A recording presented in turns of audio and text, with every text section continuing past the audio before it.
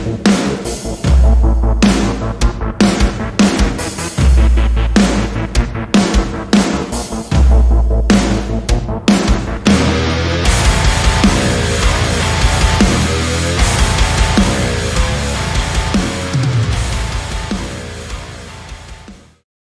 got a French, don't you, Dan? Oh, look at that. Look at that. This one won't go. We've got to take her in the other room. I've ordered up my 2 out. They're gone. Get a bicep in there for you. Oh, that's good. That's good. Right, can you hear me now? Yeah. Yeah. Oh, wicked. There you are. Oh, and I got better internet today, boys. Oh, you've moved house. I moved house. Oh, he's fed the hamster. I've got about 20 hamsters running this fucker now. You just moved into your nan's house, I think, by the looks of it. Yeah. Look at all these books I don't read. Check me out, motherfucker. Like Ron Burgundy. You know, free coffee over as well.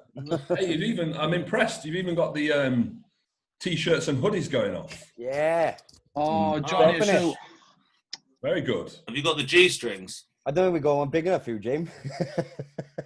You're making me feel like our podcast is so unprofessional. No editing. It just gets filmed and it's like uploaded straight away. See, that's what I thought I was signing up for. But apparently there's a fucking vagina squad here. Like, they get offended and fuck. Oh, mate. Oh, be careful what you say. Yeah. Yeah, but talking about like who's the heaviest? Talk about weeing. Is it hard being short? Or... Right. Ryan's heavier than me. Yeah, Ryan's 900 pounds. I'm here. There he is. Hey, bud. Maybe, Ryan, is your head bigger than mine? Huh? Is your head bigger than mine? Maybe you've got more weight in your head, I don't know. Can you wear a hat? I've definitely got more wrinkles, but I am older. I know. I'm not as old as Dan. Happy birthday, Dan, by the way. Thank you. No one's as old as me. Boy. I'm older than the sun. I didn't realise it was my granddad's birthday today. Sorry? Didn't realise it was my granddad's birthday today. Yeah, here I am. I'm going to tell you stories of how I used to be a bodybuilder. Big legs or great legs? No, I've asked for them for every year since I can remember. Can I have some more quads? And I've always got socks. That time you got the trophies in the background or something, a bit of a montage. Oh, I've got a few trophies in here because I'm not allowed them in the actual house. Oh yeah, there you go. There's a few. I'm not allowed it. I got a couple of swords, but I'm not allowed them in the house. Alice said. I've got my Universe and British one down here somewhere. You're not trusted with them, Dan. That's that one. Beautiful. But yeah, I'm allowed. This is my man cave, so I'm allowed to a slap at the base, slap upon the base, if needed, like Seinfeld. Yeah. Dan, am I right in saying that you did the 2015 British Finals with me? I was there with you, yeah. Yeah, I thought so. Yeah. I was definitely not one to remember. I was in condition, but fuck me, the big boys were in town. I think everyone in that lineup turned pro apart from me. Yeah, there's a lot. There's like 5 of us, I think. Yeah, there's because Jem turned pro, and then Samson, and then you and Hollingshead, and then Luke won it that year. Yeah, it was a fucking serious lineup. Laurie Carr. Yeah, Laurie as well. Yeah. He looked outrageous that year. Yeah. To be fair, without too much smoke going directly into your anus, you don't realise how fucking big Jamie is until you meet him in real life. It's just, it's not an Instagram thing. No, so you have to. You find out as you're taller, you take a really shit photo anyway. Yeah, I do think. Yeah, I'm not taking a great photo, but when you're actually looking at it, it's like I said, to fill out a frame, being tall shit, but when you fill it out in real life, it's fuck, that's a huge human. It does have that factor. It just means that you have to bodybuild for 10 years until you look like a fucking, you're not doing physique. Definitely. Oh, yeah, and obviously we'll need to sing happy birthday to Dan. That'd be horrible. Oh, that's going to be minging. It would be. Have you heard Johnny sing? True. We've got one. Johnny, you can sing. You can just sing. We'll listen to you. I've got a question about singing. Dan, you might know this. Are you a music teacher? Yeah. Nothing to do with singing, but when foreign people sing, and I'm talking to the Welsh guys, why does the accent just disappear? Imitation. I don't think it does it? I don't think it does in like Gaelic folk songs. Like, but if they're doing like Miley Cyrus covers, I think it does probably... if it's an English singer or an American singer, I think it would. If you were singing in Welsh, it wouldn't. But, well, if you're singing in Welsh. Yeah, but I could sing in Welsh with an English accent as well. Go on then. It's the same thing. Go on then. When Northerners sing, they don't sound Northern. It's the same thing. Yeah. I don't think there's an accent. There isn't an accent to singing, is there, really? Well, Bob Marley. Well, yeah, okay. Right, welcome back to Bash Bros podcast, episode 4. Well, I think episode 4, 3, whatever. As you can see, we've got a guest this week, Jamie the Giant Johal. I shall share his page. Come on, Jamie, give us a wave.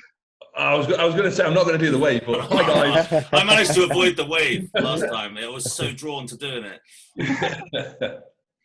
So for those who don't know who Jamie is, here's his Instagram page. Give him a follow. One of the biggest IFBB pros in the world. You probably can't see it in the photos, but he's about 8 foot tall and weighs about as much as an Arctic. So, yeah.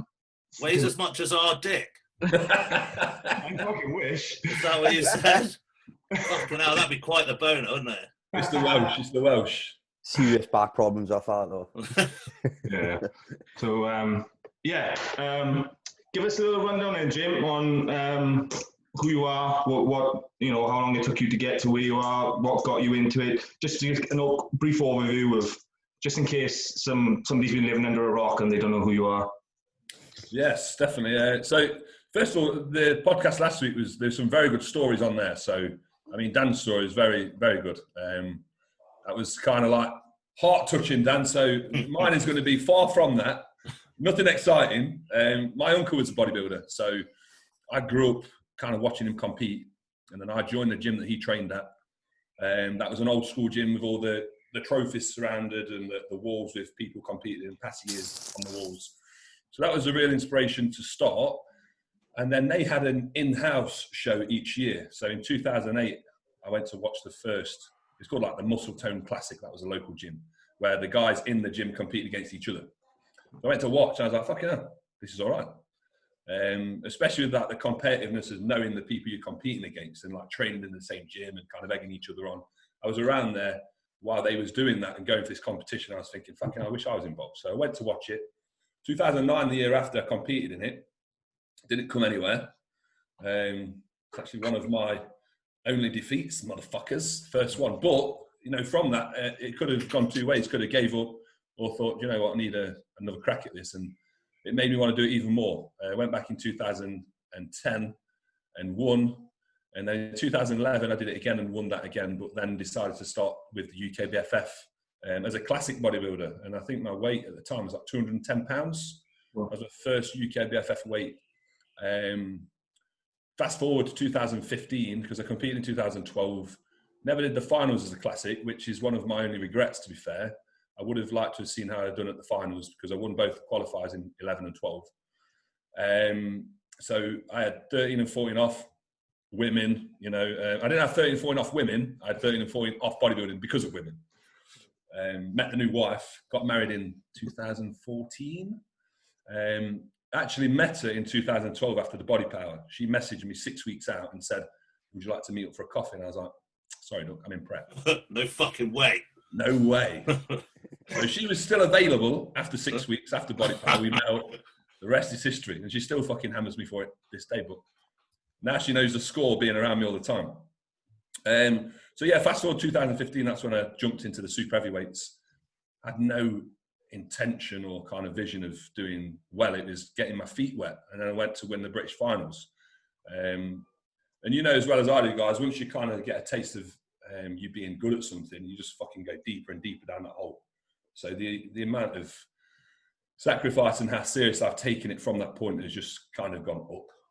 Balance has gone down. It's no longer existent. And I found once I got a taste of being shit for something, I wanted it.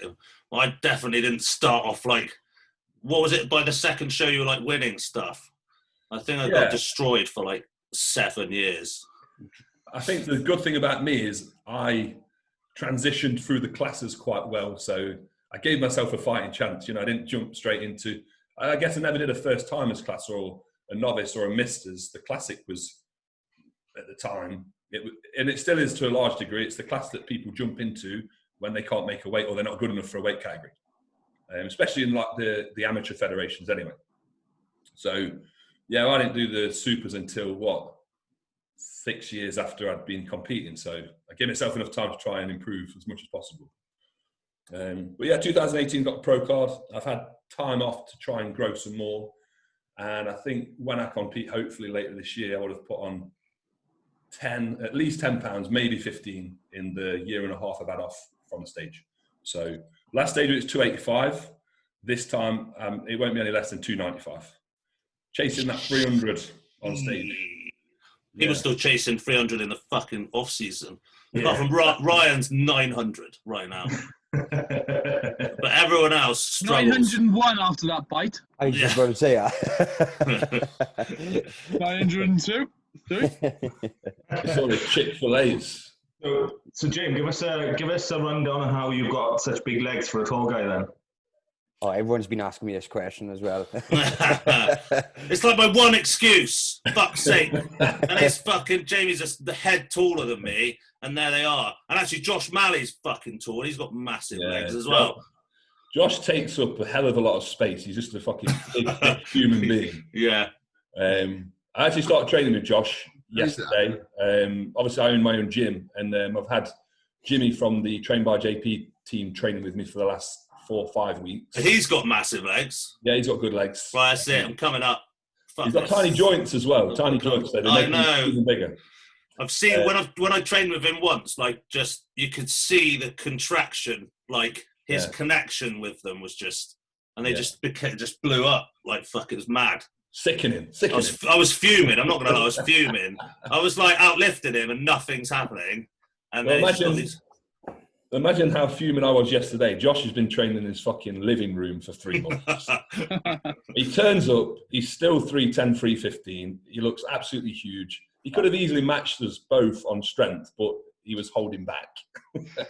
So it's going to be a fun few months. Going back to the question, I think I had a bit of a head start with legs. I played a lot of football and I was athletic as a youngster. And I'm a big believer in that what you do in your youth, it kind of primes your genetics for later life. So that was definitely a head start. And then I say to everyone, I think the main thing that I adopted in training was, first of all, never fucking skip leg day. How many people would train up a body for the first few years of training? I was straight into legs. Legs was always on a Monday, so it was like the priority session of the week. And it was just an intense fucking session. It was sickening. A lot of volume, a lot of drop sets, which is a little bit different nowadays because I'm doing a progressive overload. They're more like kind of just straight sets, working in 2 different rep ranges. But if I go back to when they really grew to begin with, it was a lot of volume, like drop set squats and hack squats, leg presses, leg extensions, just some really fucking intense, sickening stuff, and taking yourself beyond a point where a lot of people stop. I think that's just it. And as a tall person, we just need more time to fill the frame and obviously get the calories in. There's no magic exercise. I think genetics has a large thing, obviously in play as well. If it's like people with shit arms or shit calves like me. No matter how much I train them, they'll probably still be shit. So yeah, train fucking hard. You can push your genetics as far as they'll go. But I think the intensity factor is like the main thing I try and get across to people. Yeah, Dan's a big advocate of the intensity, so I think proof's in the pudding there a bit, I think. Well, there's the HIIT training stuff. Everyone thinks like, it's just, you can either do one thing or another, high intensity training. Everyone who's got any fucking muscle does high intensity training. The ethos behind high intensity training is what grows muscle. If you do what you can already do, your muscles aren't going to go, oh, I know what I need to do after that mediocre heap of shit that I did, getting a pump. I better adapt, otherwise I'm going to die next session. No, it doesn't do any of that shit. You have to go and fucking destroy it. And your body goes, fuck, I better do something about this. If this is going to happen again, I better get more massive. So it's not like one thing or another. Every time I try and explain HIIT training, so everyone fucking does it that's got any size. Unless you're like, a genetic freak that can just do pumps around. And when I went to LA, I saw a lot of genetic freaks doing a lot of pumpy stuff, looking fucking surreal. But I don't think any conversations are to be had about the elite. They could do whatever the fuck they want. But back on planet Earth, like everyone does high intensity trainers, got any size if you actually watch what they're doing. I don't think there's many people with a good set of legs as well that don't push it in the gym. You gotta really push it. Like some people, let's be honest, just haven't got the fucking heart or the effort level to put what needs to be put in. Yeah. Still can't help but kind of take that as a personal. Like, no. He's definitely not in the, Like I said, I saw your pictures. I wouldn't say your legs are weak. So it's just one of them things. Like how, like if I had the legs, I would be stages up, But it's not for love for trying. I love training legs. It's the only thing I think about. I don't think about training anything else because it just kind of happens. Yeah. Like what I go to bed thinking about. It's what makes me scared. What's make me sad. It's like it is bodybuilding for me is training legs. They just fucking hate me. Yeah. But I will find them one day. I'll find them one day. Hopefully before I die. It being my birthday, hurtling towards the grave as we are. Hopefully before that. How old are you today, Dan? Fucking 23, mate. No. Come on. I'm 36 today. I know no one fucking told me that getting old was actually going to happen to me. I thought it was just like this wives' tale, like, oh, if you get a wart, you like bury some bacon like in the garden, it goes away. So I was like, oh, yeah, like what? Yeah, you'll get old and then you'll see. I'll be like, fuck off. I'm invincible. But it turns out, no, I'm just as shit as everyone else. Motherfucker. Hey, you can bodybuild until you're 40. That's what I've been told. So there's still 4 years left. I think you could probably improve until you're 40, and then the rest is just clinging on, isn't it? Just if you can go a year without getting shitter, I think, unless you're Dexter Jackson, who just got massive and has managed to just stay the same for like 20 years. I'm definitely not Dexter Jackson, as you can see. So I'm probably not going to manage any of that. Bless you. We've got to the point that Dan is actually probably one of the best in the UK still in terms of physiques. There's going to be a lot of people watching this thinking he's going to go, oh, he's got shit legs. And they're going to look at photos of Dan and go, oh my God, I got no fucking that's the irony is I rip into Dan about his legs. And my legs is probably one of my best body parts, but his are probably still better than mine. So... Oh, fucking hell, lads, it must be my birthday. Look at you being nice. Cheering you up. I don't know. I bet my fuel is self-hate. That's how I fuel myself. That's how that's my like focus. I think that like if you were happy with what you got, then you'd just still have it, wouldn't you? So I hate what I've got, and that's my fuel to go through those horrible fucking sessions, throwing up in your mouth and all sorts of stuff. So like, being self-critical, I'm more like Instagram's telling you to like love yourself and fuck off. Go and love yourself somewhere else. Like if I was really happy with like what I already had, then I wouldn't change. And I might love myself or whatever. Like I used to love myself doing loads of cocaine and stuff. Like that felt all right, but it's short-lived, isn't it? Hashtag blessed on Instagram. Oh yes, blessed. Yeah, be hashtag blessed. Surround yourself with positive people, unless it's AIDS, obviously. Then I just all of that boils my fucking piss. Surround yourself with positive people and fucking. Oh, sorry, mum, you don't like bodybuilding. Well, you can fuck off then, can't you? Like, how many people are you going to cut out until you realise that you're the negative cunt? I'm aware that I'm a negative cunt. But that's my fuel, and I'm not selling it as anyone else. I'll never be hashtag blessed. Bollocks to all of it. It should be hashtag cunt. Hashtag massive cunt. Yeah. I always think that most of, like, say, physique athletes, like bodybuilders, whatever, I think the people that love themselves and think that they're shit are the ones that are like fucking physique athletes and aren't that fucking good. You know what I mean? Everyone that's got a decent bit of size. Or You know, Geraint's men's physique, man. yeah. Right. Yeah, but he's fucking ugly as well, isn't he? Let's be honest. Like, he's never gonna make it. He's got a face like a collapsed lung. Like, do you know what I mean? He's grown a beard so that his face looks the same as everyone else's. But I got legs. When are you gonna cross over? When are you gonna cross over? There's no way in hell I'm going to fucking men's physique. I even told Johnny before, I was like, do you think I'm a men's physique? If you're doing classic physique, it's the same thing, really. Yeah. I'm not a heavy-weighted bodybuilder, but I'm not exactly a men's physique either. So I'm in the middle. In between. What's the plan? What's the plan though? Are you like going to step up? How old are you, by the way? Because beards lie. 18. 18? Fucking legend. 29 in 2 weeks. 29 in 2 weeks, mate. Once you hit 30, that's it. It's over. Well, I better put the work in now, then. You got 1 year. I got a year. Yeah, until just hernias start popping out, your teeth fall out. You got a permanent red face like me. The lighting's not helping. It's funny you said I chipped a tooth the other day, and I was like, that's fucking signs already. Here we go, mate. Well, you've got like mine just all fall out now. Yeah. Yeah, it's fucked. I can't even eat anything. It's a good job that I like tuna shakes. I blend a lot of food. I do blend a lot of food. Does anyone else blend food? Yeah. Not chicken or anything, just oats. Just oats. Yeah, see, I blend I could eat baby shit if it got massive. Like, I can down anything. I drink blended tuna every day, even in contest prep, because I fucking hate eating. I fucking hate it. And I think if blenders don't exist, I don't reckon that I could be anything over 200 £200.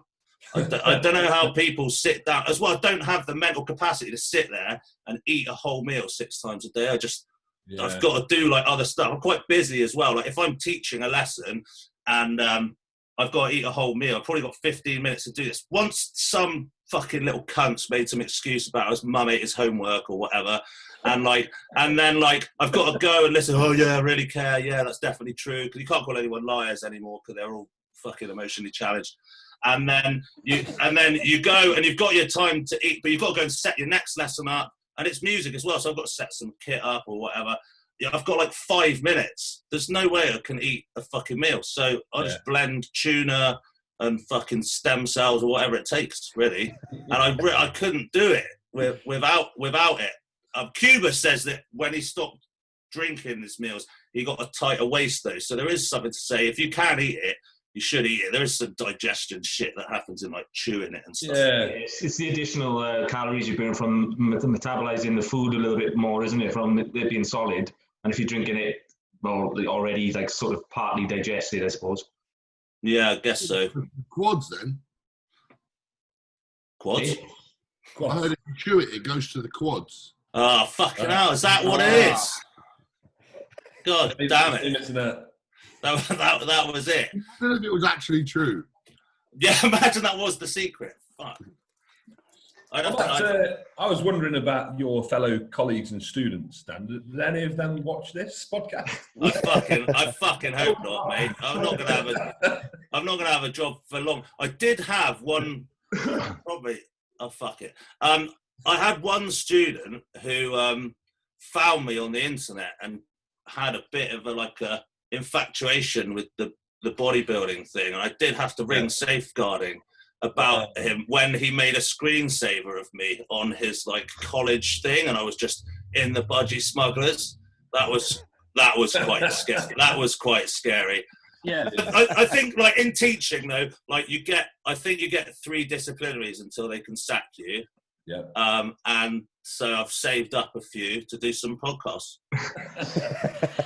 Yeah. There's definitely a warning. There's definitely a warning where I go, you can't do that, and then I'll go, oh sorry, and when you die, you can say sorry and forgiveness and go to heaven. Yeah, well, the trouble is, this is episode 4, so you've had your 3 strikes. When they see, well, I don't know. Is there a rule in the States where you the double jeopardy or something? Well, if it's the same offence, you're okay. Yeah, I think that's all right. I think that's how it works. I think that's how podcasts work. Podcast law. 4 podcasts, just 1 strike. Yeah, it's got to be. It's got to be. Otherwise, I'm definitely fucked. So, Jim, one thing I wanted to mention is obviously we touched on it when we first started the podcast. We haven't really mentioned like the mental health aspect of things, right? So a lot of obviously us boys on this podcast, we try and sort of be transparent with everything, you know. But I know you and your missus have done a lot of stuff with mental health charities and things in the past. I don't know if you still do. I don't know if there's anything that you're promoting at the moment or anything that you're supporting that you wanted to mention. There's nothing really that I would say supporting directly. It's just, I think for me, and definitely it's been spurred on more from the wife because she has issues with anxiety and other things to do with mental health, that I'm now more aware. So it's just, I think it's more of an awareness aspect and speaking to other people. As a coach, obviously liaising with my clients and trying to get them to open up at certain times when, things might not be going right. Not being a shoulder to cry on, but just, I don't know, I had a client message me today, to be fair, and saying, I want to tell you something, but I'm not sure whether it's right. And he opened up about something that he was struggling with. And he was very, against telling me at first, but I think the more we are aware as people that this goes on, especially during these sort of times, I think more people would feel okay about speaking about issues. And I think that's the main thing, isn't it? It's about it being okay, being acceptable. People shouldn't feel weak for having this mental illness. It's just, sometimes it can't be explained. No. So yeah, I'm not working towards anything directly or promoting like any kind of charities or anything like that. I'm just very aware, and we will help out situations or events if we ever get the chance to. Yeah. Well, that's the ironic part is that the world is all fucked up at the moment with God knows what's going on. And Dan touched on it, and he said it a few times. Obviously, the bodybuilding community, I think a lot of us take it for granted. We're so caught up in it, but then when you see what else is going on in the world, we're actually quite lucky as a community. We're all pretty good at sticking with each other. There's the odd bitch who wants to stick the knife in the back, but as a whole, I think the bodybuilding community is good for people with mental health. People are very good at listening and talking, and I think it's getting better. Obviously the whole Luke thing was a big shock to a lot of people, and I think all that does is puts the emphasis on trying not to put a persona on for social media. What you really are feeling. I understand, obviously, depression doesn't sell. It's not gonna make you an Instagram celebrity or a bodybuilding celebrity, but you've got to be able to understand that you can't just sort of bury that deep down and not deal with it. I think it was mentioned on this podcast before. It might have been another one that you shouldn't try and cover any sort of mental illness up by using drugs that we use, because that would just make it worse. Yeah, I think they're almost personality amplifiers, aren't they? Absolutely. So yeah, I think we can do our bit, and I try and speak openly about these kind of things as well, that we can do our bit to help the younger generation that's up and coming. It's very easy to get things nowadays, and I think with social media, the youngsters are very easily led. Maybe not easily led. They might just obviously be more susceptible to try things at an earlier age because it's more accessible, and because they're pushed down the social media route and peer pressure. I think we should be able to talk free will with that kind of information, and I wish more top pros would speak about that, because I'm not saying it's more beneficial coming from a pro. They've just got more of a voice, more of a reach. Yeah, Ryan touched on that before. I think that it's important to mention that most people everyone has mental health. It is a health of your mind, and most people will have times of poor mental health. It doesn't necessarily mean forever. Obviously, there are huge variables in degrees of mental health. There are even just one singular thing. My uncle was bipolar, and he was something. And not everyone who's bipolar is exactly the same as that. Sadly, he died, but he spent a lot of time incarcerated and stuff for having these huge month-long episodes and stuff. I think people are also scared that having bouts of poor mental health is the road the nut house kind of thing. And often, it's not like that. But most people will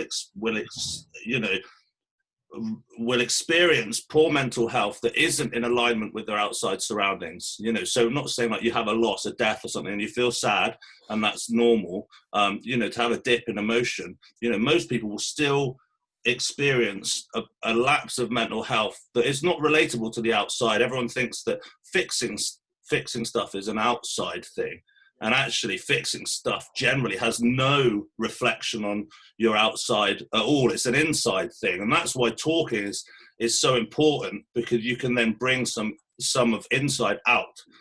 Yeah. And when people think that you can't do it from outside, doesn't matter money and like all these things, and like it's all just bollocks when you boil it down. And it's funny how many people still go, well, I can't believe that, they're depressed. What have they got to be depressed about?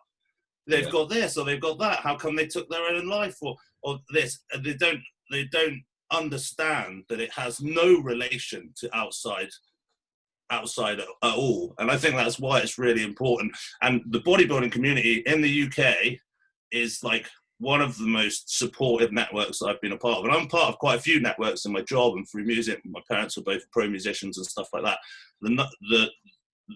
Everyone's got time. Most people have got time. Even if it's just come on a podcast or whatever, the support, you can message like, top pros, and you usually get a response.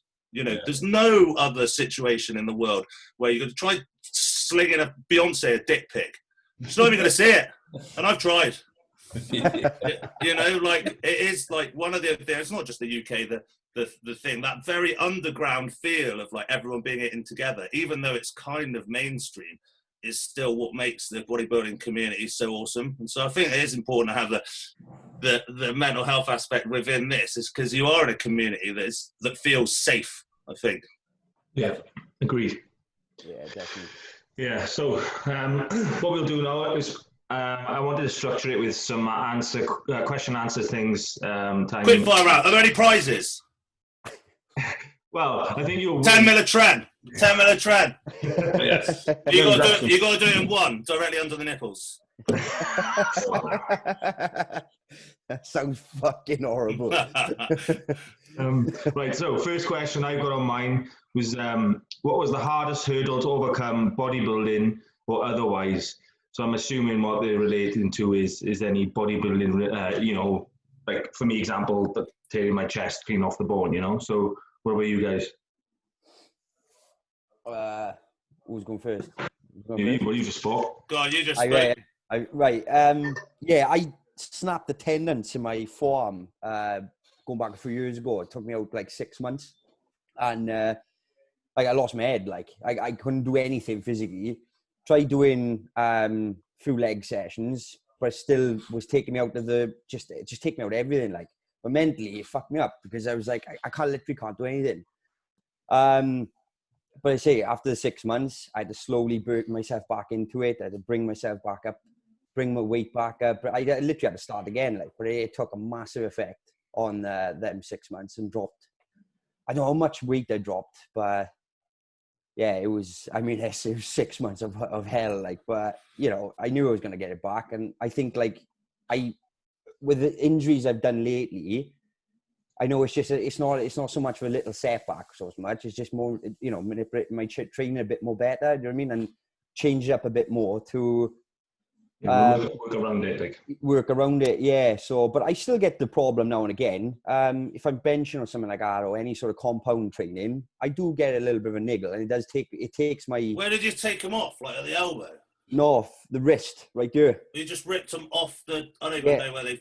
Yeah, I ripped them off, and my wrist swelled up like a golf ball. Like that's horrendous. I couldn't move my hand. It was your right.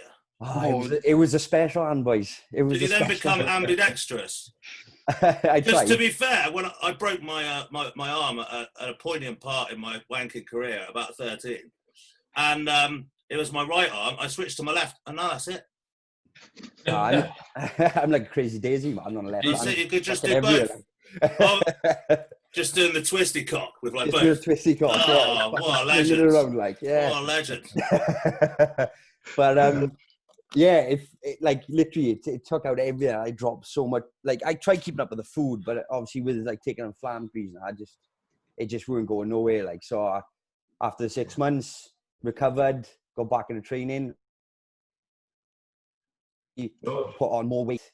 Just because of having that like recovery, like a recovery status of like 6 months, and going back and doing not going back into it hard, but just gradually building up and just sort of learning off it.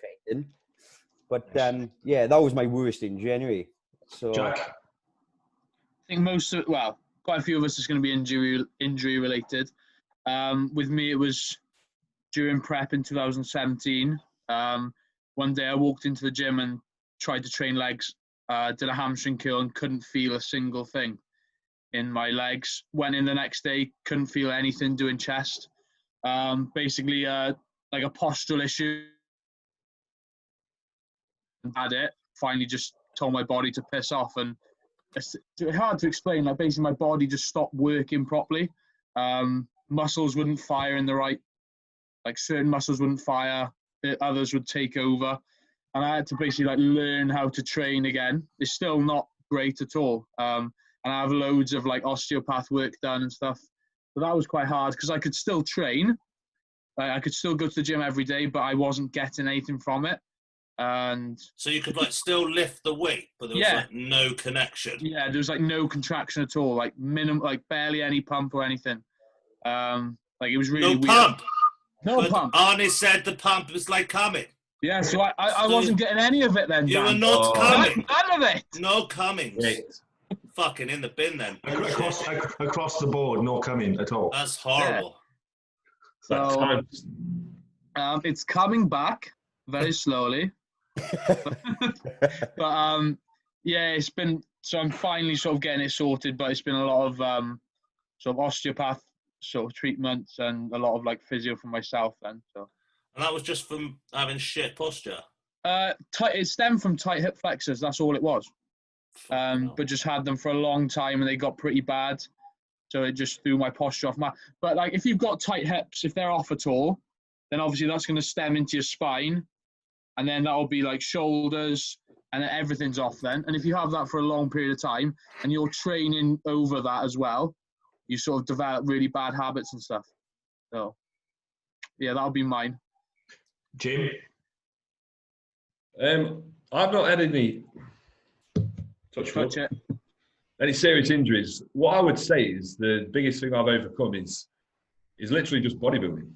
It's doing this day in, day out repetitively. And I guess you could say that managing being a father and a husband is one of the biggest things I've had to overcome. And to be honest with you, those two things have taken a back seat until I can give those more attention, because my goals unfortunately mean that I'm so focused and driven towards being a better bodybuilder that I haven't got time and space to be better husband and better father. So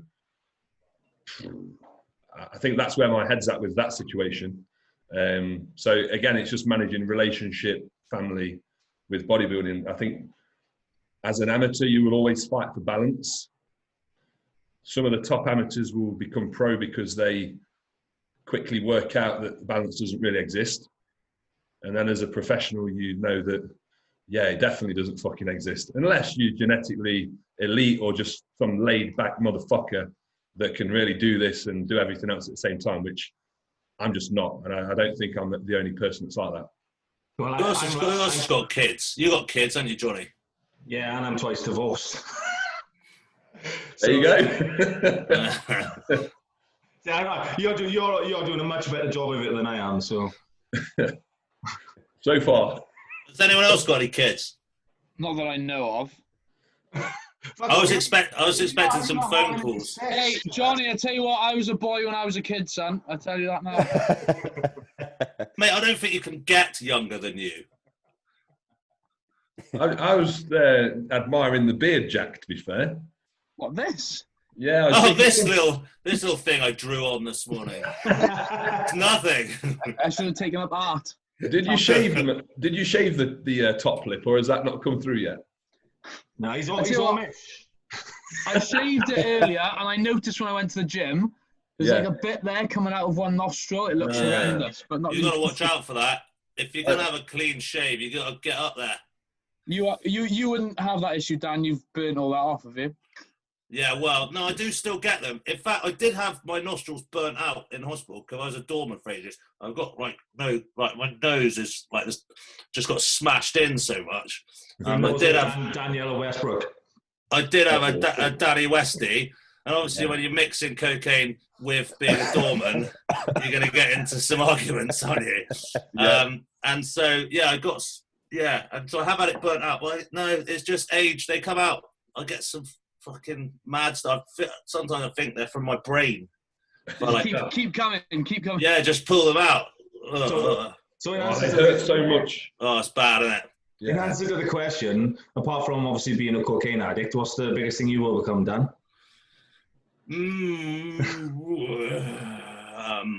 Where do you start? Yeah, I've had a few injuries and stuff like that. I don't know, my leg surgery was quite bad. I had blood clots in my legs, which was caused by like severe varicose veins, like fucking absolute, like, so I don't know, people that say they've got varicose veins, I show them pictures of mine and they would bleed internally as well. So they like tattooed my skin like this brown color. It was fucking weird. And then, so then when I got the clots, they like started to bleed outside and stuff. And then I managed to convince the NHS that it wasn't really just about what they look like, because they won't fund them for what they look like. It has to be a thing. I was like, look, I'm a doorman at the time, I'm standing on my feet, which is like the worst thing you can do if you've got hereditary bad circulation. And and then I had all of them stripped out. Now, I spoke to some people that had varicose vein surgery. I was like, well, how long is it going to take? And so I said to work, actually, no, I was teaching and doing the doors at the time, because good mix. Well, that's why I had to give it up, actually. I can't teach them in the weekend and beat the shit out of them the weekend. Like, I can't, what if I accidentally, mix the two up? Turned up into college for teaching, forget I'm not on door mode, just start headbutting everyone. I was teaching, actually, I do remember that. So I was doing a bit of both, and I told work I'll be back the next week, and I was fucked. I woke up and they were like, yeah, it was a lot of stuff. And I woke up and they cut me 52 times, in the groin area and stuff like this. And they're like, oh, you might have some nerve damage and stuff like that. And I was like, this is not really what I signed up for. He made it sound like basically he would feed this wire into my groin down this vein and then just like a sweatshirt sleeve, just pull it out. And I was like, that sounds fine. That sounds fine. But it didn't go down like that. They said, because I built a reasonable amount of muscle, they had to come in and hack it off the thing. And I ended up, I couldn't really walk for I remember one time, I was trying to go to the toilet, but I was like, they got infected as well. It's like, it was fucking horrible. And then I just remember trying to go to the toilet, but I couldn't really walk.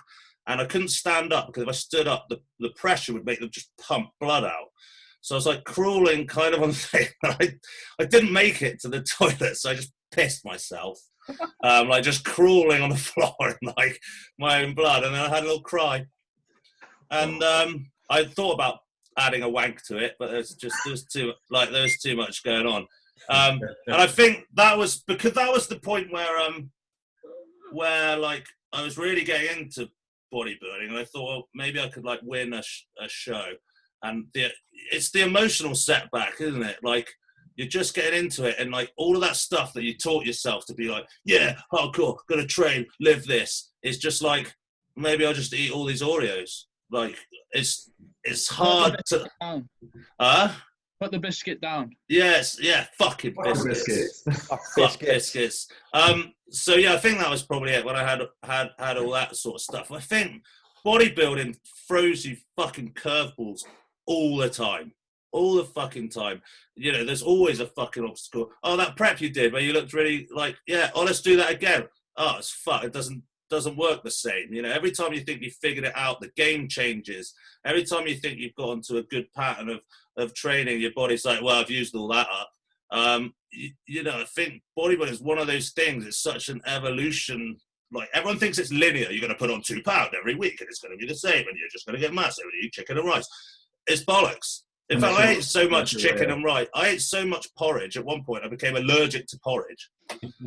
And I just ended up just shitting blood all the time. And in fact, like, so it's like, oh, but I thought you could just eat oats forever and stuff like. It's just bodybuilding's always going to throw you something, especially when you're my age. Yeah. Dan, do you think potentially that operation you had might affect like your muscle growth in your legs? No, I had shit legs still before. All right, maybe not then. Well, I mean, obviously, I'd love to blame it on that. Well, you can now. You can. But, well, I can. But the thing is that because I had the veins, varicose veins, are basically the valve breaks, and it's supposed to be that the blood can only travel in one direction. The valve breaks, and it sinks, and so they weren't ever like working well. But they're superficial. The outside veins are all about drawing, like, you know, the main ones are still like deep inside, and those are intact and stuff like that. Obviously, like if you get like a clot in your deep veins, like you're in real fucking trouble. And actually, there was one point when they thought I had a DVT, and that was a bit weird, and I had to go like, yeah, that was strange. But no, probably not. And from when I've spoken to vascular like specialists, God, this is fucking boring.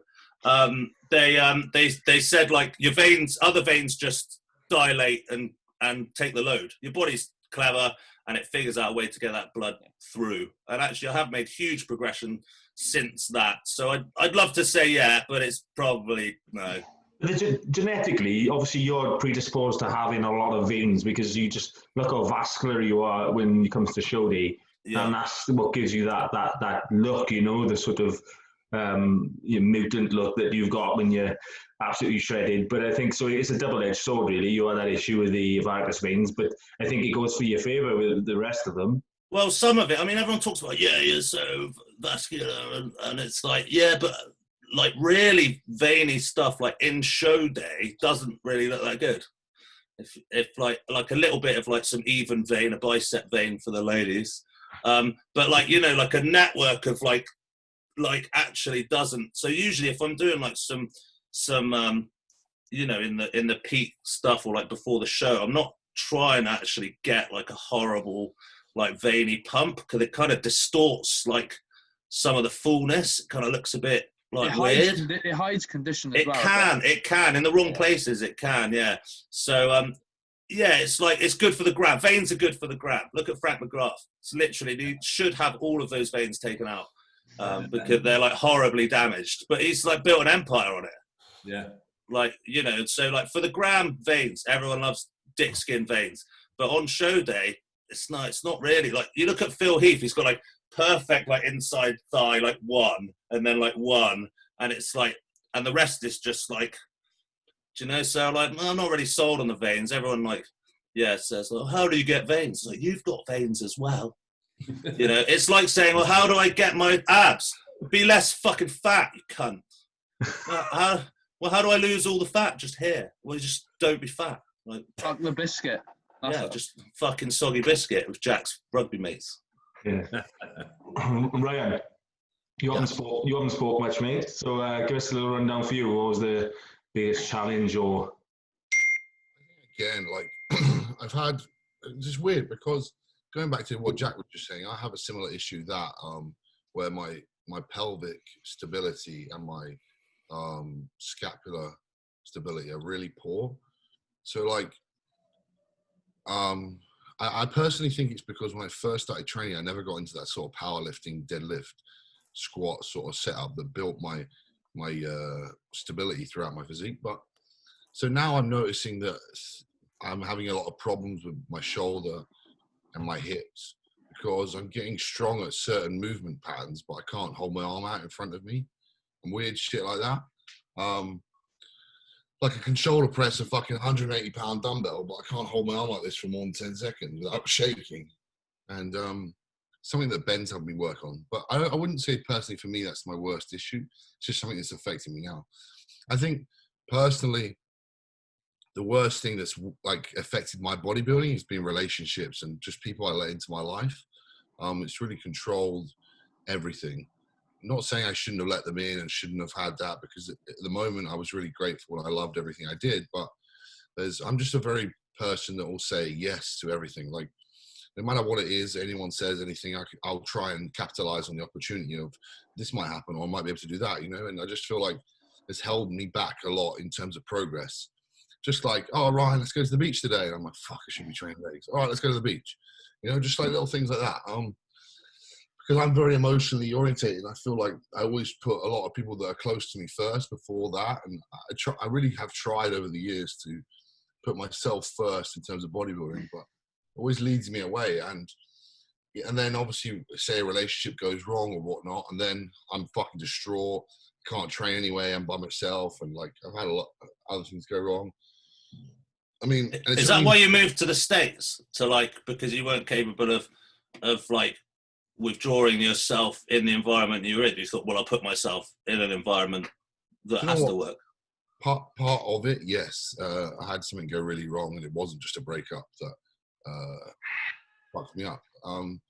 So it was kind of more I had to get away from where I was living and try and just, obviously everyone looks at me and they think I'm 30 anyway, and obviously mentally I'm not. So I thought I need to do something that like obviously fucking chucks me in the middle of the ocean. I need to be able to swim. So I was like, well, bodybuilding's easier. Well, not easier, but like there's more opportunities here in America. It's going to help me for that. And obviously I knew quite a good bunch of people here that could help me out and help benefit from me. And I wanted to be able to, one, live in the sun, because two, it makes me happier. But I just wanted to be able to learn to grow on myself and look at things in a different aspect. I think definitely. Whose phone is that? It's not actually my phone. It's deafening me. It's since I've been here, I've been single the whole time, and like I lived with Ben for a few months, and then I got my own apartment, and I'd be here alone. And it took me probably until the last few months when fucking coronavirus hit to be able to actually concentrate on myself and be like, all right, I can sit down and eat and breathe, you know. And I feel like maybe now is probably the first time in my life that I'm going to be able to fully concentrate on bodybuilding, which is funny because everyone's like, fucking hell, what, like, how do you look like that when you don't feel like you put everything in? But personally, I feel like I put everything in, but there's always that sort of maybe 98%, you know, like, oh, today I should be doing cardio at 9, but my girlfriend's here and she wants to go out for a walk or have a coffee, and I'll do that first, then I'll do cardio. Backhand that bitch. Just be like, listen, bitch, I said 9. If you ain't doing cardio with me, have it. Is at the time in the moment is I would, my happiness would be in their hands, and I'd be like, oh, I'll be at the gym, I'd be like training legs, I'm like, oh, I'm going to do calves now, and they'd be like, oh, babe, you're going to be home soon, and I'm like, oh, fuck calves. Like, that's just not me being rude about them and whatever, that's like me being able to take control of my own situation, be like, no, this is more important, you know.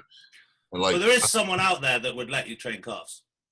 Yeah, there's someone who wouldn't call you and go, oh, you train? Okay, training. I'm like, yeah. But you got, it's hard, people my age, you know, like 21, 22-year-olds. Yeah, that's true. Yeah, that's true. And like, for the first time now, maybe I've just kind of accepted that I always kind of try and find someone that can be there for me, whether I was in a relationship or I wasn't. I'd always be searching. And it wasn't until now, like literally the last few months, where I've been like, this person is not going to help me. You know, like, no matter how much I need that fucking love and support, I'm not sort of that person that'll go out and fuck girls because it's just too much effort, you know. I want to fuck a girl, be out of breath, and start throwing up on the floor because my heart's blood. I don't like effort. Yeah, so if I was 21 in fucking United States, there'd be a different story, my friend. You have Tinder in America. Yeah, I know. I've been living on Tinder, and this is what I'm saying. It's not until the last like month or so that I haven't been sat there like swiping, trying to find someone to come around and fucking. Sounds to me that you need some help from Jack. Yeah. No, I need help from Dan after all the abuse he gave me last week. No. You've managed to abstain for 3 years, so Jack's folded his inside out and made like a little rose garden out of his genitals that he doesn't need to use. A little shrubbery where his penis used to be. Jack's left his sex drive on the hack squat. Oh. Did you see that? Yeah. I did. I'm going to tell you a story, Jack. Oh, good. Go on. So that hack squat video got shared in the Trained by JP athlete group. Right. I won't say by who. Obviously one of the athletes. Cuba. Maybe. It was Cuba, I know, yeah. And I was like, who the fuck is this? Like, what the fuck is this? I just couldn't get my head around it. I was like, I thought, okay, he's got Down syndrome. He's trying hard. That's applaudable. Fucking hell. Yes. So we need you to clarify, Jack, what people are. Yeah, I've not seen this video. It sounds like a challenging wank. I'll send it to you after. There's a bit of crying involved. There's a lot of shaking of the leg and composure and some self-motivation words. Oh my God, this sounds horrible. The funny thing is for me, I mean, I'm not saying you did this, Jack. I'm not saying you emulated Jordan, but I see a lot of things, obviously being involved in the team, of people emulating Jordan and things he says on the videos. And as a coach, I get sent a lot of training videos. So the one at the minute is, don't miss. Don't fucking miss. And I'm watching these videos and I'm like, oh God. And they've got JP t-shirts on, obviously. Yeah, but who came up with Show Me? Was it Leroy Davis or Jordan Peters? I don't know. I'm not enough of Of course it was. Leroy might have said it first, but I'm not that much of a bodybuilding fan from back in the day to even know, so. Oh, you fucking hell. Sorry. Leroy Davis is Jesus. That's all you need to know. Well, Jack, I respect your input and mindset towards training, mate. So they respect it, but they all rip the piss out of you behind your back. It was probably Cuba who started it, and they're all mugging you off this fucking. Hey, my interaction on my page went through the fucking roof. Oh, that's all right then. As long as you for the gram, son. For the gram. I'll be honest with you. I'll be honest with you. Cuba was very impressed. And that's no word of a lie. No, it's not. I haven't seen it, so I actually don't know what I'm talking about. What I've imagined is like definitely like that one was a bit extreme, but I'm literally imagining you on a hack squat wearing like some sort of Union Jack like fucking mankini whilst like other people wank on you. Is it as good as that? It's close. It's close. But I don't know. But it's like with that, I can do that within a 5 second. Like if I snap my fingers within 5 seconds, I can lose the plot a bit. So it's not. It's not. I don't think it was what a lot of people thought it was. Like it's more like an anger thing, and I don't know. Like I can pull out PBs all the time if I do that. The only problem is it's not something you should be doing like every day. Do you know what I mean? Because, it's not really acceptable for a start. But were you like banned immediately? It's why you keep getting banned. I probably would have been if they'd seen Johnny, wouldn't you say? Yeah. I think if Ali'd seen that, pal, he'd have been kicked right out. Yeah. I really need to see this video. It's basically a video of Jack hack squatting and crying and trying to convince himself to do a couple more reps. Oh, that's amazing. Actually crying. Yeah, actually crying. This is. But they're not like tears of like sadness. They're like emotion. Like they're like angry tears. But it's hard to. I've done the same a lot, so I'm on the same level. I get it. But okay. I think we've all done it. We've all shown it. I've never cried on a hack squat. Oh no, I've definitely give some shouts. I give some shouts occasionally. You can have a grunt now and again. You know what I mean? Yeah, there's shouting, but then there's this like Jack had a full-on like mental breakdown on the hack squat. Did you have a was that what it was? Really, it was actually a mental breakdown on a hack squat. I'm not even like gonna rip into that. I think that's probably pretty amazing. That's my best performance on a hack squat ever. So probably take that. I'm gonna study this. The irony is though is that people like have obviously spoke about it, but in real terms, what it takes for someone to go to that point in the gym, I'd far more admire that than somebody who's gonna get off the hack squat with fucking 5 reps left in the tank. So 100%. I'm not even going in on it. It's good. I'll send it to you, and you will definitely go in on it next week. I can tell you that. Well, I might have, I don't know. You might have got me wrong on this one. Ryan's very zoomed in. He's like, I'm listening. We were getting the whole cranium there. The 200 pound cranium crunch. I have an interesting question, actually. I think that I haven't really answered it myself. I was thinking about this for the last few weeks. So here we are. I don't know whether you guys have, over your training career, have trained with people that clearly, one, don't look as good as you, two, aren't as strong as you, like actually if you were going to go full out, three, probably aren't genetically as gifted as you, just like say a frame you train with, right? But they always match you on everything, like same weight, same reps and everything. But there's a difference in, like, I wouldn't say form is like they have shit form. Just the quality. Mental capacity of contracting muscle fibers.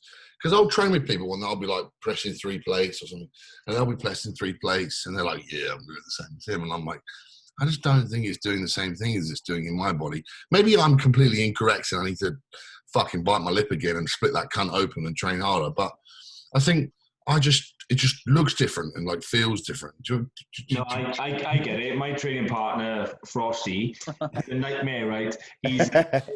Honestly, he's one of them boys, right? If I'm lifting a certain weight, he wants to try it. He's going to do it. Yeah, I get that all the time. And it's an ego thing, massively. And you'll lift it with terrible form, and I'll tell him, mate, honestly, you shouldn't have done that. The next day, you'll do the same thing again. So, yeah. But then he'll always get off the bench and be like, oh, got a tear in there. I don't mean that obviously we can go from being perfect MI40 form to someone being shit form. But I mean, like, the form's still okay, but like, I just feel like my mind of how much I can contract my muscle fibers in my muscle is very high. And like the eccentric, concentric sort of thing, I think is a very big determining factor of that set and how much you're getting out of it. And I can walk out of a set with like just failing, and they can too at the same weight, but they just don't get the same out of me. Can't understand or not. Lifting a weight from A to B is completely different to training a muscle, and of course, yeah. I think with good form, yeah, people have actually the leg thing, and I think that the real reason that my legs are lagging is that I don't feel them as much as anything else. Like all my strong body parts, I feel like, I can like bounce my pecs and squeeze my lats individually and stuff. I can't activate that outer quad in my mind. And actually, I really struggle with calf activation that isn't the soleus down the middle. Me too. Absolutely. I have the same issue. And I absolutely. I think that like the pathways, absolutely. Usually the greatest weaknesses are not like, you don't train them more, you have to try and learn to train them better, don't you? This is it. So this is another point of view that I have, is that I've always trained fucking hard, like trying to bury myself and everything. And it wasn't until I came here and trained with Ben and learned from Ben, and obviously it took my intensity back a bit. But what I mean is now is I video myself doing a set and I'm like, it looks like fucking shit, but it kills me on the inside. I'm still fucking going ham, but like my legs are fucking burning rep 2. And I'm just like, that's definitely the percentage of doing a hack squat with 60% brain power between doing the hack squat with 90% brain power. Do you know what I mean? Like, it's really hard to describe people that don't train as well as like. I think the difficult thing is to understand that you need to learn to not give a fuck about what everyone else thinks. And that's the thing, is ultimately I can be in the gym with my training partner who happens to be my best mate, so I'm allowed to rib him. We'll be doing the same weight, but we're doing 2 very different sets. But albeit, yes, if he's doing something unsafe, I'll correct him. I don't stop him otherwise, because he can do what the fuck he wants. But I know that what I'm doing gets more out of it. Exactly. So, like, recently I've been going to crunch a bit, and I'll be like, obviously they haven't got really heavy weights, and I just go on a machine, and I just see everyone fucking, like, I'll do something, and then some dickhead will come over and try and do the same weight, so he gets a boner over it. And I just stand there and I watch them. I think, you look like fucking shit, you cunt. And like, you really think that you're going to get looking like this? If you say that out loud, I'm sure he understands you. Oh, I love it. You look like fucking shit, you can't. You fucking can. I just completely don't get it. And I fucking hate the ego here. And I just want to headbutt every wanker because I was never like that. Like, Yes, Ryan. This is what I've been waiting Vent for. it, Ryan. Because I was never like that. Everyone that kind of looked decent to me, I was like, hey, buddy, like, you look great. Have you got any tips for me? Like, I really respect you. And everyone here is just a fucking cunt. And it really wrong. Like, amazing. I'm moving now. Fucking winds me up. Jamie, big, like, contraction, training, big heavy weights, massive weights. What's going on? Oh, yeah, well, it took me the best part of the year to detach my ego from the progressive overload almost. Because when I started doing progressive overload training using a logbook, that was only when I joined the team in like May last year. So I would say now, I have a very good understanding of how to progress correctly, which takes a lot of patience. Because before, you get your numbers in your book, however you get your fucking numbers in your book, and then you slam a 20 on each side, and then you get the numbers in the book, however you get the numbers in the book again, and we repeat the process. It doesn't matter how the fucking weight moves. So I've been absolutely massively intent on how the weight moves recently. Not just recently, for the last 6 months or so. And it's had a massive response in terms of how I feel after the training session, how exhausted I am, growth, everything. So yeah, I think taking your ego out of training is massive. And that's what separates the good bodybuilders from the guys who still look like shit, who can still lift the same, but yeah, they still look like shit because, like you guys say, moving from A to B can be done so many ways. But if we're doing a chest press, we want to work the chest, not the shoulders, the triceps, and everything in between. So yeah, initially the load will drop, but for us, it's about getting the intensity there with the load whilst we're keeping that form fucking great. And one of the things we spoke about on the podcast this week was tempo. So I think one of the ways to, sorry to use the term standardize your form, but I think that's what we're all aiming for here is to progress correctly. We need the form to be exactly the same. So when we add those numbers, that is true progression. So one good way to do that is to perform an exercise on the tempo, which obviously Ryan knows working with Ben. I wouldn't go so far as to say like a 4-second negative. I think that's excessive. Yeah, but I think a 2-second negative is perfect. And then by counting that negative, then every rep is pretty much the same. Yeah, well, if you're like, you're supposed to be like 3 times stronger on the negative, so you should the tempo should be less. Otherwise, you're creating a break for yourself. That's what I consider it. If you're rushing the down, you're taking a break. Because even if you match the same speed down as up, yeah, because you're so much stronger on the negative, you're giving yourself a rest, really, aren't you? Yeah, you've got so much elastic tension and everything that's kind of working. It's that elastic band effect. The first half of the positive move is fucking just momentum. Especially if you do the PNF stretches before you train, it changes it a lot as well. Yeah. It's such a deep topic to talk about this, but I don't know about you, Jay, and like the rest of you, but I feel like over the last 2 years, I haven't really got any fucking stronger. If you look back from my Instagram, my weight's the same. And my form's always been good, especially from when I learned from Leroy. It's been good. I wouldn't say it's some things a bit shit. But I think now it's like, I look at I can't really post this video because it's still the same weight I did. Yeah, I completely agree. I was thinking that the other day. I haven't got stronger really, like weight for weight, like Insta post strong for about 6 years. That whole fucking I really don't get that progressive overload thing. I'm like, I think you get to a point where your body's fucking. But progressive overload doesn't necessarily have to be up in weight.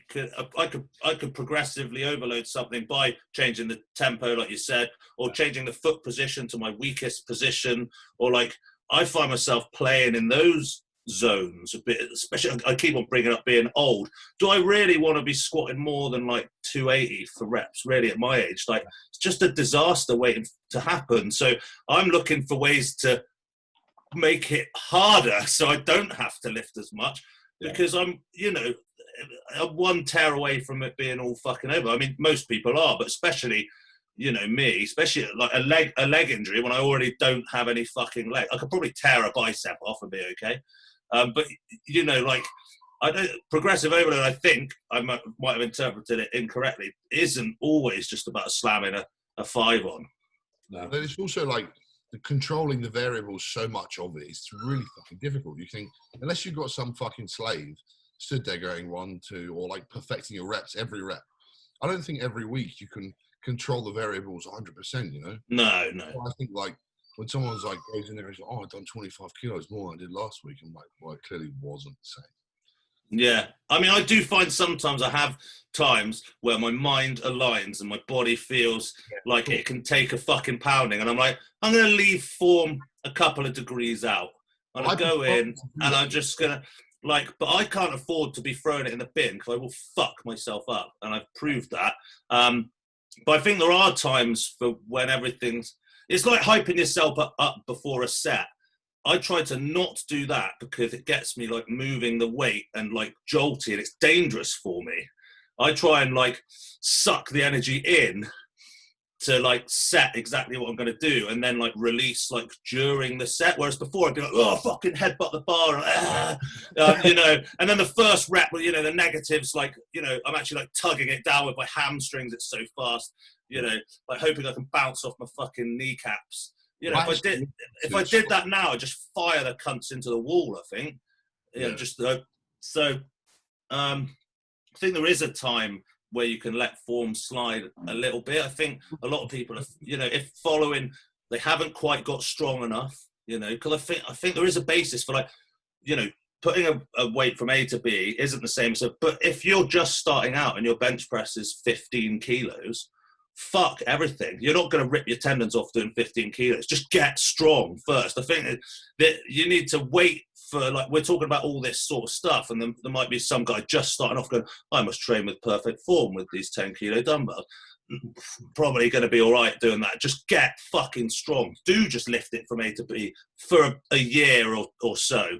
You know, I think it's more important when the weight becomes like a danger, you know, like, but yeah, you see some of these young kids in the gym and stuff, and obviously like JP, incredibly successful. Everyone in UK, there's people like wearing his t-shirts all over commercial gyms now and stuff like that. But they're trying to implement like advanced training techniques to a completely beginner position. And JP says it as well. He says when you first start out, you can do upper, lower, or even just whole bodies and stuff like that. You can train things much more often because the intensity is not.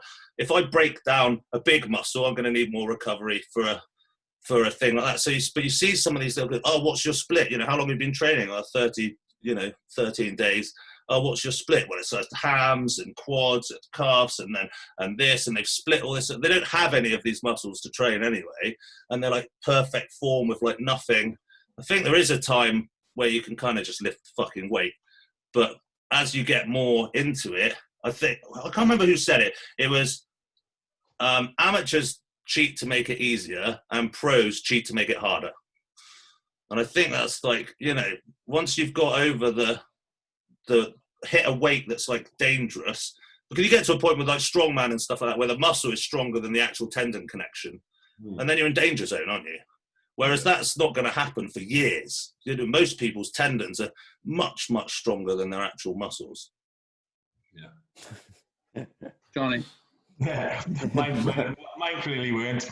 First year of competing, ruptured it clean off the bone. So yeah. But you're already competing, like you're already like reasonable, like, do you know what I mean? You weren't. You didn't starting off. He was massive. It was just ego. It was all ego.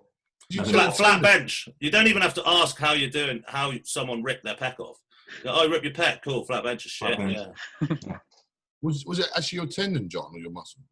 Tendon. So you can see it here. So see the fullness there? There's nothing that side. It's literally the NHS failed twice to put it back in.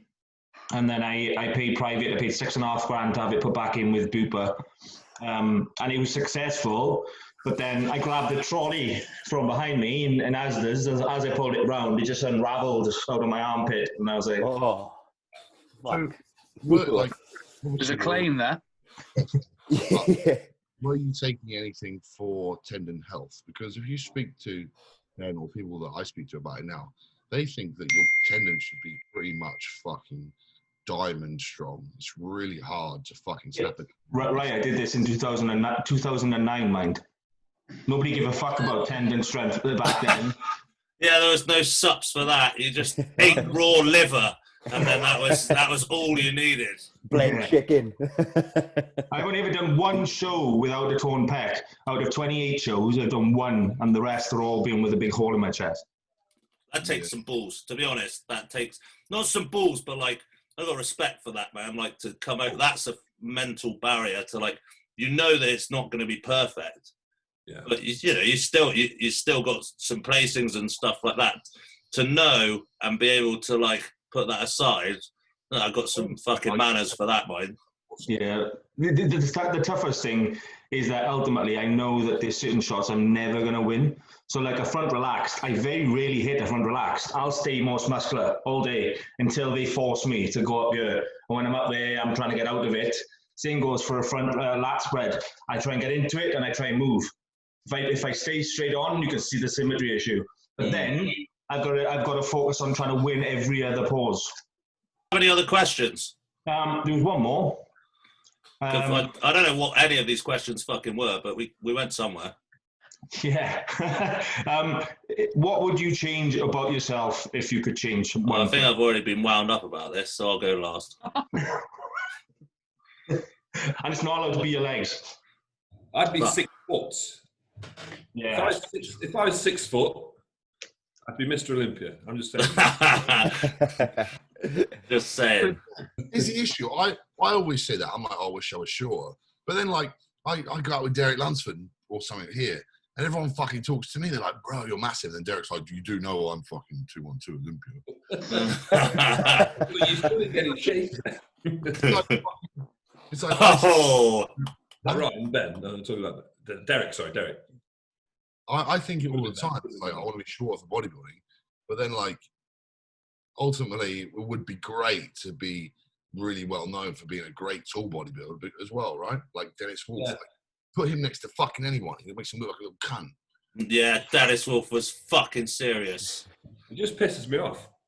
Sorry, one second. Parenting. Go on, show off your parenting skills. Really? He wants the chops. Son. Oh, look at that. I can see. Fortnite. To my Front mic. of my set. Okay. All right. Okay. That's not how I remember parenting. You didn't beat him at all. Jamie, I liked in your video the other day when he came in and asked how long he's got left of school. Oh, And yeah. I said, 10 minutes, go back up. Yeah, get out of the way. 10 minutes. Jamie, would you actually be shorter if you could? Pardon? Would you actually be shorter if you like actually could? For bodybuilding, yes. Yes and no. Like honestly, you're clearly going to make it in bodybuilding. So do you really think it would make you any better? I think it would make certain body parts better. I think it's unquestionable that if I was shorter, my calves would be better than they were, and my arms would be better than they were, and I'd be slightly thicker than I am. Yeah. You know, to put it this way, really riles me that, and you guys have this, being 6'2", really riles me that a short person says, "Oh, your calves are shit, mate," or "Your back needs some work." It's up to their hips, like. I just think, do you know what? If I was your height, I'd be fucking Phil Heath, you cunt. Yeah. In the end, when we're there, it'll be so much more impressive, and we will be in such a niche group of people that have made it as a tall bodybuilder that would get a certain level of admiration. So yeah, I'm looking forward to that. Just the additional work, isn't it? Like if you want to look as much, look like you've made as much sort of gains as someone who's shorter, the amount of actual tissue you need to create is far more, you know? Like if you measured up like body parts against a short guy who looks like fucking massive, do you know what I mean? I always said I wanted to look like a midget from far away. Yeah. Do you know what I mean? Like if someone saw me in a hill, who's that fucking midget? Because I was so massive that I like, look, yeah. So So it is hard. It is definitely harder just because the amount of stuff, and it's a digestion thing apart from anything else. I don't think like being taller makes you any better at stuffing in. What's your calorie max on off season then? When I worked with Jordan in 2017, I was a lot more active, and I remember my calories were like 8,500, and I was maintaining body weight. So that was disgusting. But that was when I was working in the gym. I was on my feet walking about. Yeah. This time, I've been a lazy motherfucker on purpose, like literally lazy as possible. Yeah. And I'd say my calories like 7,000, but that's comfortable, and that was gaining quite steadily. Yeah, see, I hate 7,000 plus, and I if I was left to my own like devices, that's why people say, oh, when you come off and eat your own food. If I just was left to my own shit, I'd like eat 3,500. That's what my or maybe 4,000. Although when I'm dieting for a show and I do it steadily, I feel starving on 3,000. Yeah. But like I don't have an appetite for that. So yeah, fucking 8.5. I would want to kill myself. Yeah, I hate people who can grow off like 3.5, 4,000. Oh. Do you find that most people that can grow on that struggle the other side of their wall though? So like they struggle to come in. So it's like which one do you prefer? Most people that can gain on like small have to diet on fucking small. Yeah. I've had to do that. It's definitely what I've done. So like, it's like, well, which do you prefer? Like force feeding or starving? It's just very true, isn't it? I think I'm at that stage now, and you're probably the same, where I've been doing it for so long, it's just another meal, it's just another thing that I have to do. So it's definitely been easier this time around. This year's been a lot easier than past years. And I don't know if that's because I'm now chasing so many people again, but the motivation to eat the meals when I don't want to eat and shit like that, it doesn't really faze me at all. You just fucking... Yeah. Well, but you lock it in. As I said about fuck the biscuit, which you may or may not have heard. It's like, why don't you just skip the meal? So I don't understand. Yeah. You would just not eat it. I'd be like, well, no, I've got to eat it because it's the thing that it doesn't exist. So it's not... Yeah, just like, once I've have everything prepped, it's not like people that say, oh, how do you do the teaching and do all the other foods and stuff like that. I don't remember setting up myself to fail, thank you very much. Yeah. So what I did is I said that I was going to do something and then I fucking did it. The outside just, it doesn't compute. Yeah. The problem I've had is that when you get to those sort of levels of calories, you look a lot of the times, if you got a long off season, you start to lose sight and you start cutting corners with some higher calorie foods just to get away from having to eat so much. And then I just get fat. So I struggle, staying as regimented as I should be on those calories. Well, I have a coach that tells me if I don't get to eat shit if I'm given a cheat meal just to like appease like a family member or like a social event, then I'd rather have a fucking cider ice lolly, to be honest, than eat an actual fucking meal. Like that'd be amazing. What's your cheat meal? Air. Like that would be fucking, that would be like perfect. So I don't know, but some people, I can afford to get fat. Like I don't think there's a limit to my food that could go in without me just like my digestion just dying. I really don't think there's actually a limit, because when you look at the stage shots, I generally can come in. So it's like you have to play it by your own. Like if you can afford to get fat because you cut fat very easily, and I generally, like not easily, but easier than some. And then there's some people who's got to stay a little bit more in striking distance.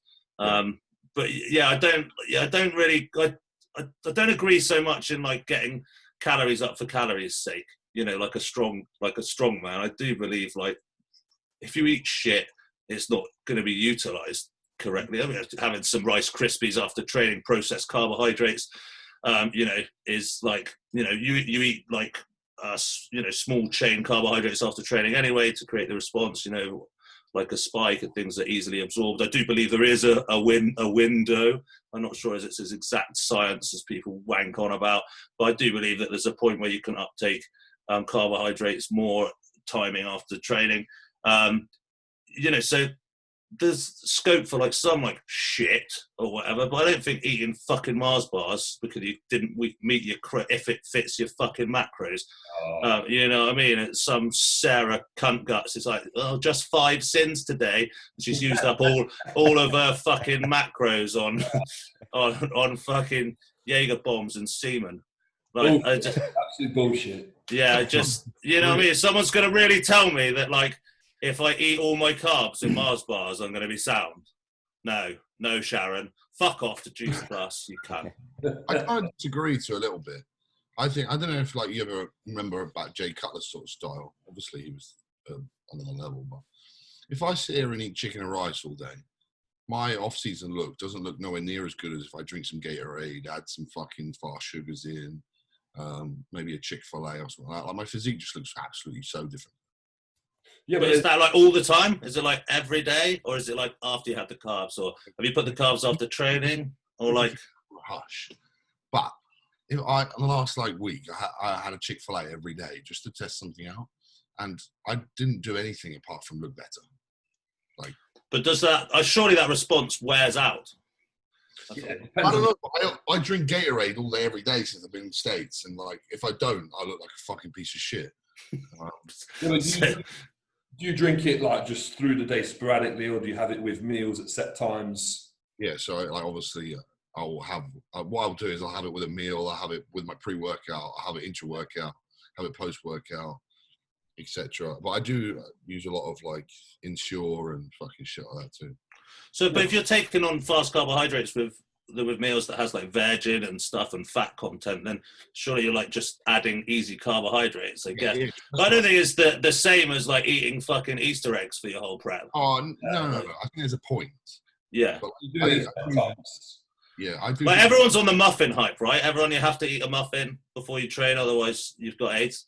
And like, I think that like, you know, you are probably going to be able to fuel your workout with a muffin. And ultimately, is the muffin before training going to make damage? And do you like a muffin enough to eat? I personally don't give a fuck about a muffin, so I'm not going to eat one because I don't care for muffins. But it's whether you're eating it to get away with it because you love eating muffins. Now, if I'm off season, I don't want to fucking eat anything. Like it could be like my missus said to me, "Oh, it's your birthday. What's your favorite food?" Fucking nothing. Nothing's my favorite food. I don't fucking care about anything. I've got no relationship with food. I don't even have a negative relationship. I've got no. When your mum's cooking was as good as mine when I was a kid, you're not looking forward to that shit. I've got no ingrained like relationship with food, so I don't care.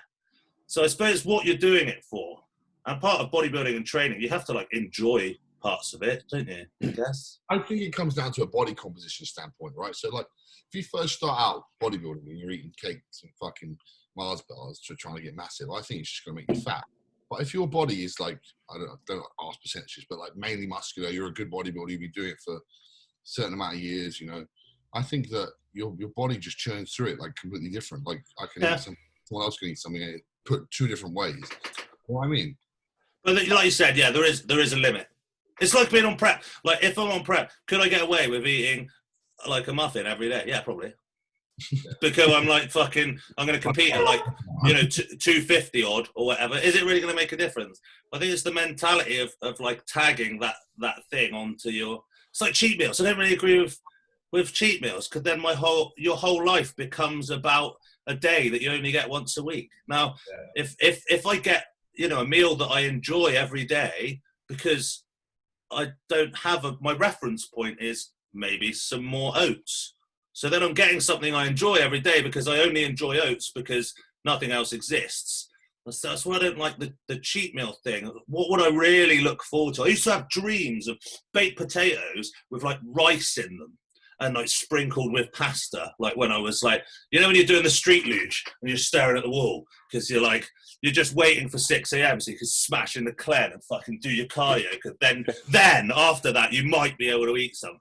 Yeah, usually right about then I get a text from Anth going, I just looked at your check-in, you're fucking nothing today, no food for 3 months now. You know, you're waiting, or you wake up on the Saturday and you're like, am I going to get a high carb day? So I think it's like, yeah, can you get away with it? And I think off-season, it's like, do I want a muffin? Is it going to make me happy? No. Well, then I'll just eat some more rice with my food. You track all your food, Ryan? Or you sporadic? Oh, he's a Mars bar eater. He's a cocoa shunter.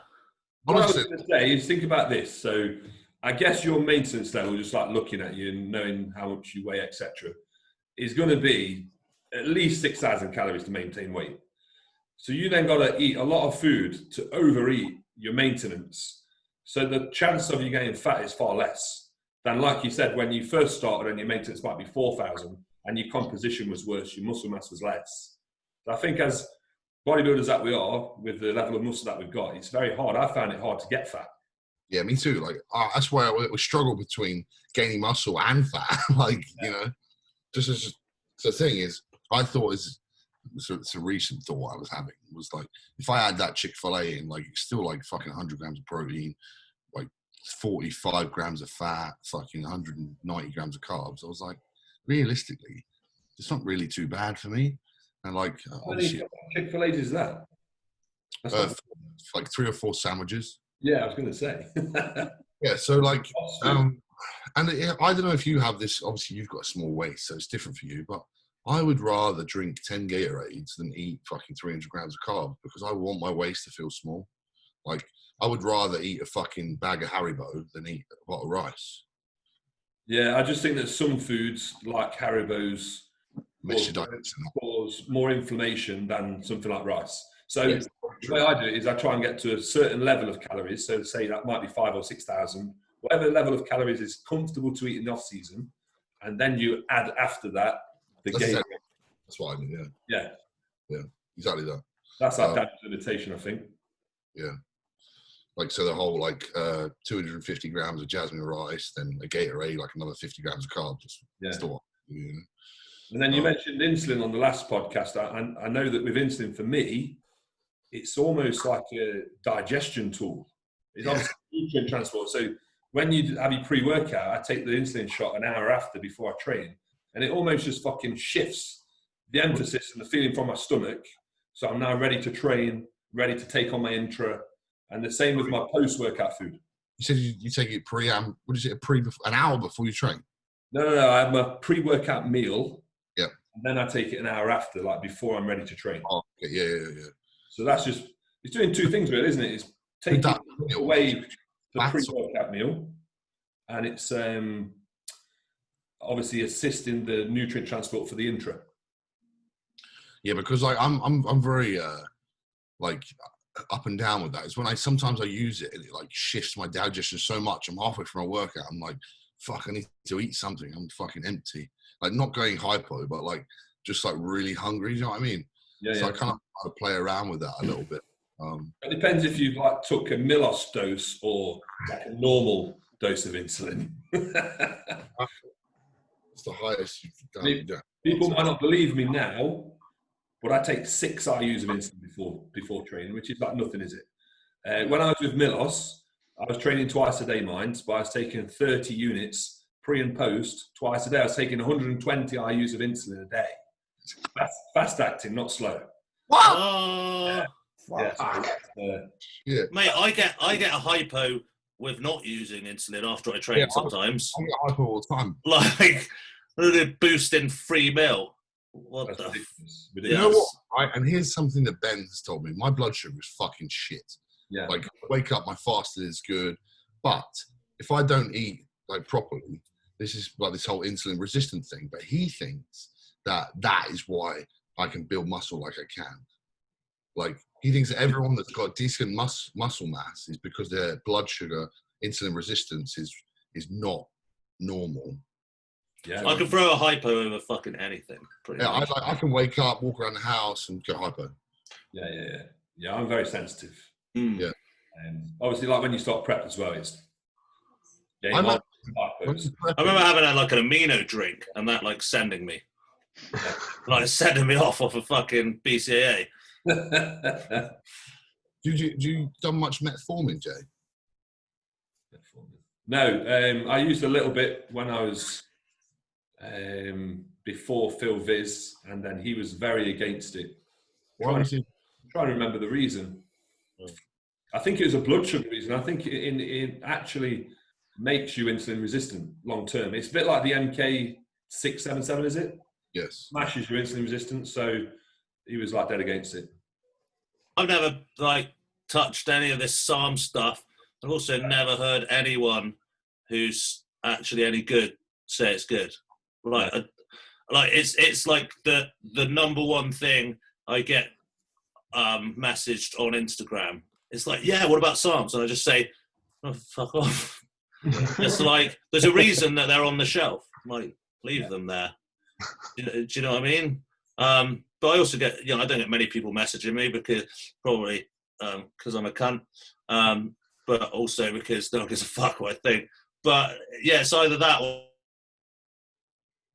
how much steroids should I do, or that kind of stuff. But yeah, the SARMs day is just fuck off. The thing is, the SARMs is, I think it's aimed towards guys who want to claim to be natural, but then they've obviously dabbled with the idea of. But aren't they all banned? Aren't they all banned anyway? Yeah, SARMs are, yeah. Yeah, so I think it's jump straight on the trend. By them not shutting them down and not having any negative side effects, but in that case, just take some Anavar. So you don't get something for nothing in this world. I don't believe anything has something that you want without like a negative. And if you guys have body matrix, no, there's basically the tablet. I had them in my youth when I was 23, iron apple days. But I had a friend of mine who really abused the shit out of him, and you needed to PCT with him. Not that we knew anything about that at the time. He ended up having gyno surgery after these on-the-shelf fucking tablets. So you got to be really careful. I think, educate yourself, get yourself a coach. Job done. Well, because a lot of these things that are legal are just like the legal hide business, aren't they? They're just one molecular structure away. Or when they're absorbed, they turn into the thing that they're banned from. Yeah, like it won't be legal for long. No. It's still over the shelves everywhere here. Yeah. What about Hydroxycut and fucking LA Muscle? That's all you need. Yeah. What was LA Muscle's one called? Oh, what was it? I had a few of those. Oh, they're fucking amazing. I did the LA Muscle TV. What was his name? I remember I just started training. I thought he was massive. Tiger, the guy with the funky coloured hair? What's his name? Yeah. Dean Ash, yeah. Yeah, that's it. I just started training when I watched that. He's still a monster. Rob's still a monster was the funny haired one. He was just fat. Bless him. Look, if you're watching this, Rob, inspired us. Yeah, do you want to talk about Milos a little bit more or not? Because I was kind of tempted to hit him up. Noratine. That's it, yeah. Yes. The first thing I ever took. I just Googled it. Noratine. Noratine Heavyweight 2. Yeah, yeah. The sequel. It's fucking expensive as well at the time, I remember. Oh, it was outrageous. The write-up made you feel like, okay, Mr. Olympia's coming. You got the dogs ready? Yeah, I took them when I was playing rugby, so I thought I was a right badass, but no, I didn't. I think Milos is a very good coach, Ryan. When I worked with him, he still wasn't in the States, so from what I've heard since, at the time he had a lot more time to give people, so his response was very fast. What I've heard since, and I guess this goes for a lot of top-profile coaches, that unless you're at the elite level, you get a smidgen of their time. Absolutely. But I guess that's just something you got the contacts there to probably reach out to him. And for me, it was information gathering. It was learning something new. I mean, I'd never, ever adopt his insulin protocol with any of my clients or myself, because my personal feeling is insulin is, as I said, it's a facilitator. It's something that helps transport nutrients. We don't want to take care of the fucking whole job. And for that, you only need a little bit, not a considerable amount. So like that's what I mean. Is your view on that dosing? Did you benefit much or not really? I don't think so. That's why now I believe that anything more than 10 IUs of insulin is not worth it. It's kind of redundant. I just think 10 is like enough to do the job you require it to do. Well, look at the progress you're making now versus you're making more progress now on a lot less. So Wait, Yeah. is JP still? I think so, right? Yeah, JP's runs the diet. I kind of do my own training, but it's obviously under his guidance and his ideas and stuff like that. Well, I just think I make more progress now as well because I have a lot more knowledge of all areas and I'm a lot more committed and just take it a lot more seriously. I think I for the last few months I've thought about hitting Jordan up. I've spoken to him loads about it, but Yeah. I just obviously everyone like, you coach hop bullshit. I'm like, it's more about learning different ways. Yeah, I mean, to be honest with you, someone who's really interested me recently is Patrick Tour. And I knew you were going to say that because I've fucking been thinking about him for ages. I know he's working with James, and when you kind of see somebody work with someone close to you, and you see them get results, it's like, okay. And then he was on a podcast and he sounds very intellectual, but for me, it's about like loyalty, and I've just started being obviously on the JP team. I would prefer, and it's not even been a consideration, I'm just saying it, I would prefer to keep everything under like one roof, and for me, it's more simple. And also, isn't it much better to let someone learn you than to just move from one? Because you have to start again. It's like I never had a coach before Amph, and when I told Amph the stuff, well, tell me about it. Well, I have to eat loads of fucking food, and I'm not joking. I'm like, blah, blah. And there was like, everyone says that and stuff like that. And then kind of like a year on he like knows. I get ill really easily. I don't sleep well, so that makes me get ill. I have like loads of weird things. I can't train that much. Like like learning like what works for you. I think it's much more important to work with someone and let them work you out because if they've done really great for someone else, like if they apply that to you, it might do fuck all. Yeah, but I think that comes back to the whole, if you're an elite level and you go with a coach, yes, they'll take the time to get to know you. But if they're a high level coach and they've 100 and odd clients on the books, someone like me that comes along who's not going to be pushing for a pro show anytime soon, they're not going to give me the same time of day as they would give Jamie, for example, Yeah. I'm going to have to go, I'm afraid, because it's my birthday. I'm going to go and meet my mother. Oh, nice. So unfortunately, it's been actually quite interesting. So I haven't been able to slag you lot off as much as I would hope for. But rest assured, I think you're all cunts. Great. Happy birthday, in fact. I'm gonna have to dip off. Ryan is relieved that I haven't been on quite a horrendous rant as I usually am allowed. Maybe I'll calm this podcast down. That's not my intention. Fuck off. So happy birthday to you, Dan. Thanks, Jim, for coming on. I'll let you shoot off, Dan. All right, man. Thanks for watching, everyone. Peace out.